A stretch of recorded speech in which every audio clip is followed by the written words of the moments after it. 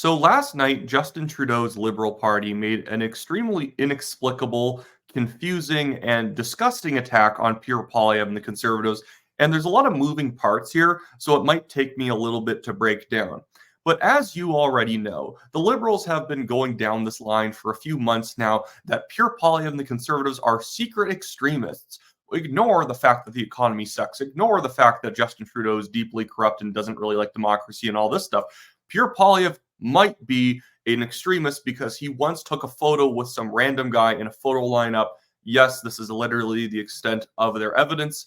But now they're doing really kind of gross things to imply that Pierre Poilievre is controlled by crazy racist people. And he's not. And when you actually know the backstory here, it's one of the most horrifying things a major party could ever accuse somebody else of doing. So we remember a week ago, Pierre Poilievre went by a anti-carbon tax protest on the border of Nova Scotia and New Brunswick, where he visited the people, talked to them about Justin Trudeau's carbon tax and how he opposes it, wants to scrap it, doesn't believe in net zero, all this sort of stuff.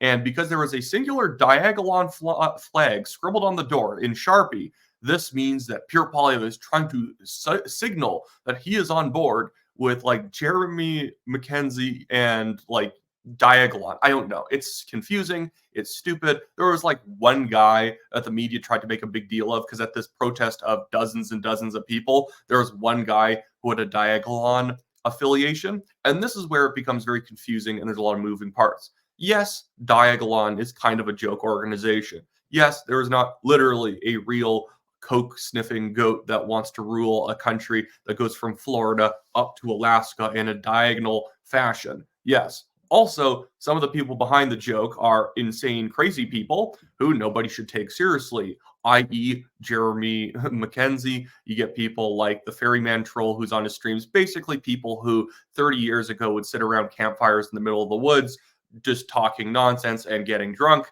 but now they can stream online, so they have this artificial credibility with some people online.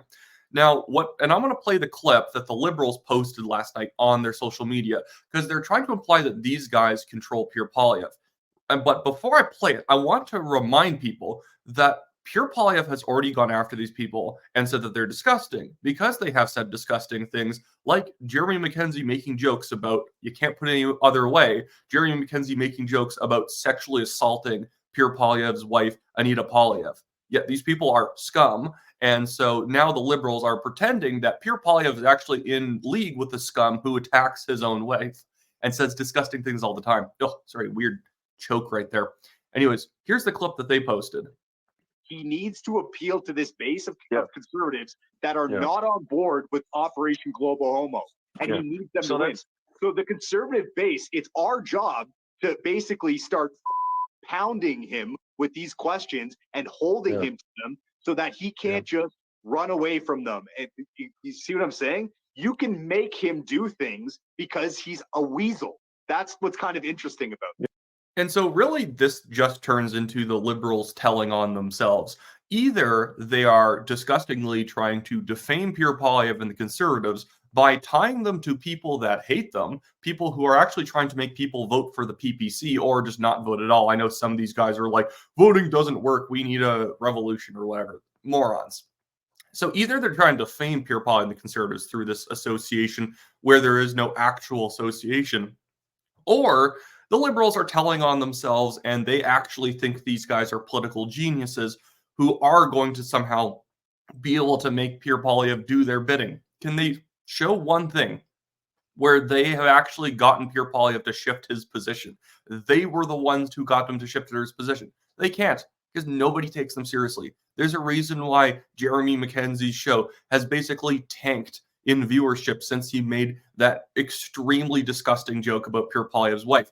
Because the thing is that once people kind of start realizing that this guy is not just joking, but he's actually kind of a creep, and he also believes racist things, more than a year and a half ago, I put out a video that was just showing him praising Hermann Goering and other top Nazis. These people are insane. So don't be like, well, Diagalon's actually a joke. Yes, part of it's a joke. Part of it is people using a joke in order to push crazy stuff. Communists do it all the time, and these guys I would consider basically race socialists. since they believe in Nazi-type ideology, which is race socialism. So don't believe these guys that they're actually like the real right. They're actually on the left, because being racist doesn't make you right-wing. It just means that you are whatever you are plus racism, and they're socialists plus racism.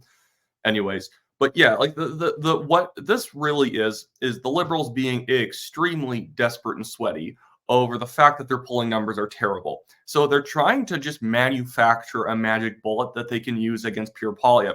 There's nothing here. There's literally nothing going on right now. What, Pierre Poilievre's against the carbon tax? Well, it must because he's like super racist secretly. Like, no, that's not how politics works. Have you guys met Pierre Poilievre? Do you think he would hang out with any of these guys? No. But the liberals and Justin Trudeau are so out of ammo, and they are doing such a terrible job for the country, that it needs to be implied that no, our opponents are not just people we disagree with. They're actually politically out of balance. They're actually horrible people who hate others. They actually want to make your life worse because they have a secret, far-right agenda.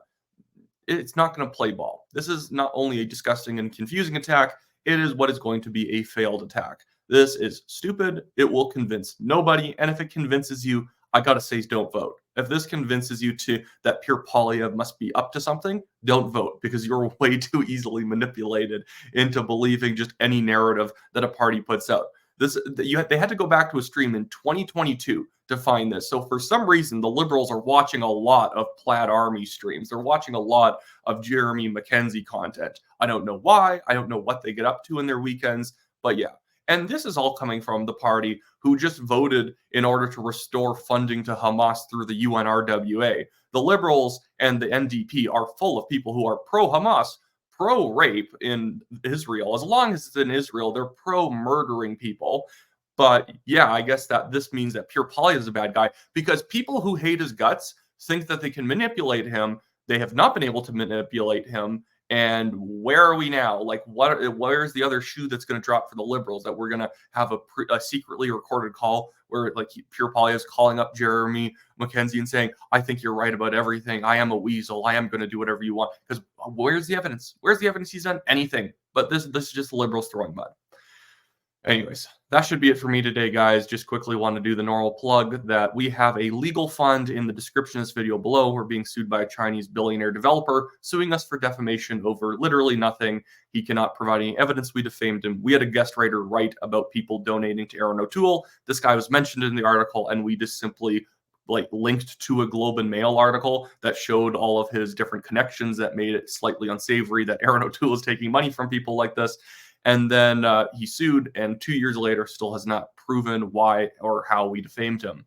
Anyways, but you can also go look up in Calgary Signal Hill if you live in this riding, because I, Wyatt Claypool, am running for the Calgary Signal Hill Conservative Party nomination. So if you live in this area, buy a membership, mark me #1 on your ballot, and visit my website in the description below, WyattClaypool.com. You can also donate to the campaign there by e-transfer, following the instructions, even if you don't live in the riding, if you happen to want to do that.